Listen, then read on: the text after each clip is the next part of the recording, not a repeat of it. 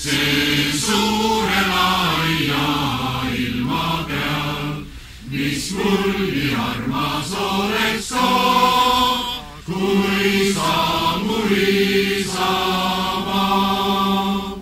Sa oled mind ju sünnitanud ja üles kasvatanud, sind tänan mina alati ja jään sul truuiks surmani. Mul kõige armsam oled sa, mu kallis isama.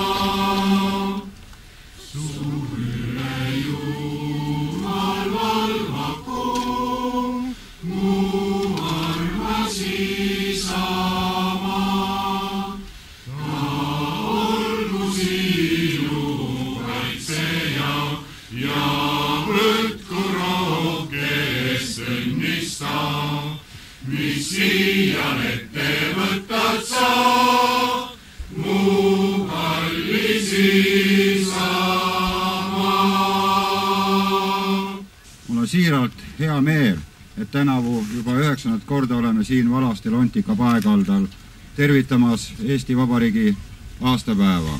Esimesed tervitussõnad ütleb teile meie enda kandi mees Virumaalt, keda me oleme Riigikokku valinud ja kes Riigikogus teeb kõik selleks, et meil oleks parem elada, et meie elukvaliteet oleks kõrgem. Tervitame teda, Lembit Kaljuvee. Kallid virulased, hea rahvas, tänasel pidupäeval õnnitleme me üksteist, õnnitleme meie kodumaad. Riigikogu liikmena peaksin ma täna rääkima sellest, mis meie isamaa on 94 aasta jooksul korda saatnud, milliseid puuduseid, milliseid muresid meie hingedes on. Aga ma mõtlesin, et ma räägin hoopis teile ühe loo. Ma käisin Kohtla-Järvel muusikakoolis. Õppisin trompetit ja olin juba suliku selgeks saanud ja noore trummilööja.